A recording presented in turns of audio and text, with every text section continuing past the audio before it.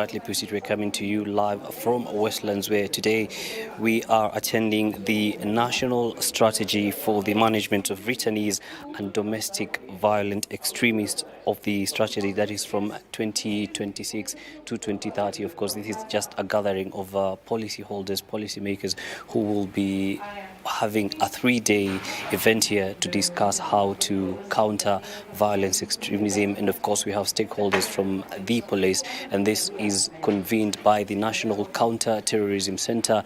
And right about now, Hashim, I will be joined by the head of disengagement at NCTC, that is Kenneth Maucher, to just talk to us about what will be the expected outcomes from this 3-day event. Good afternoon, sir. We're live on KBC. Thank you very much for speaking to us. Let's talk about this 3-day event and what are the expected outcomes from the people that are attending and what will be the benefits of it. Okay, at the moment, what we are dealing with here is a validation exercise where we have brought in different stakeholders, both from the state and non-state actors, who will be coming here to discuss a draft document, the National Strategy for the Management of Returnees and Domestic Violent Extremists. Basically, you know, there are people who get radicalized, get recruited into terrorism. Some of them even left the country and went to join theaters of terrorism in other countries. And because of the global counterterrorism efforts, most of these terrorist organizations have been degraded and have been scattered. So that one forces many of them to come back home. Others were disillusioned by those places where they went to join terrorism and changed their mind and came back. So you see, this brings a dilemma. How do you do with these people?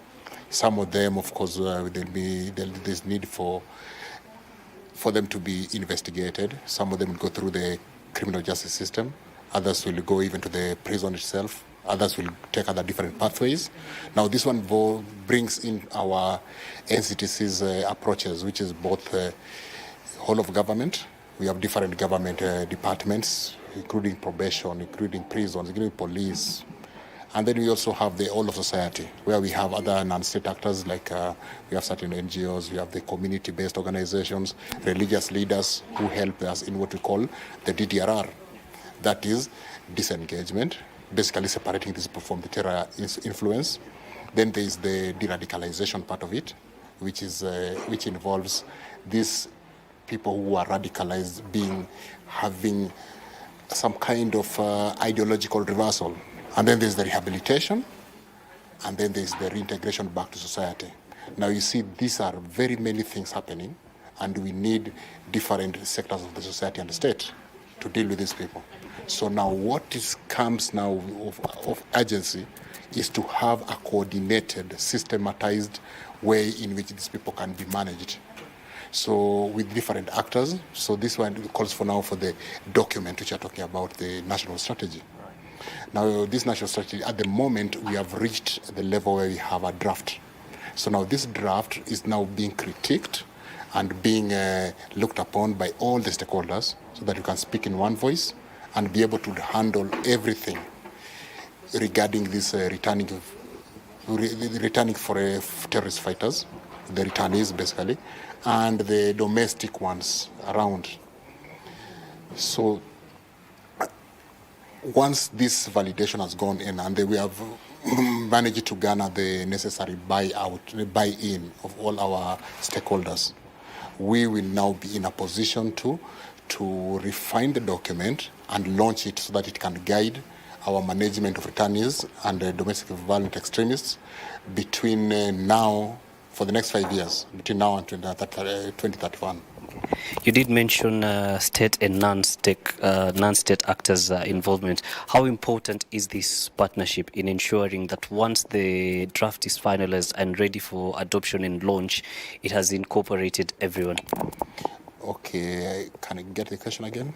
The importance of the partnership between state and non-state actors to ensure that once the draft policy has been validated for launch, everyone's input is incorporated.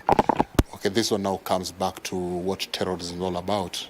Yes, many people only see the spectacular terror attacks, but behind it, there is that ideological underpinnings of terrorism. That one also, the pathways to radicalization. Now this now brings a bigger problem, which cannot be dealt actually by the state alone. Yes, we have now to incorporate those approaches I've told you. There's first of all, the whole of government. Earlier on, we had, it was considered terrorism to be dealt with only by security forces of government.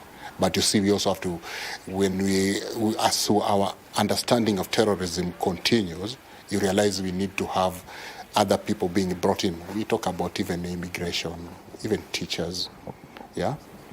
Then now, for instance, when we see radicalization happens in schools and colleges, those are places now we need to partner with these people in terms of creating awareness on everything regarding radicalization. And the same also happens now when these people have been radicalized and they've come back. We also need now, at that moment I'm still talking about all of government. But you see, our understanding since the last few years has been that this thing also need the whole of society. The private sector also, they are the biggest victims, and also they also have resources that can help in both fighting violent extremism and also dealing with returnees and the other people. And the same thing also happens now with the other non-state actors.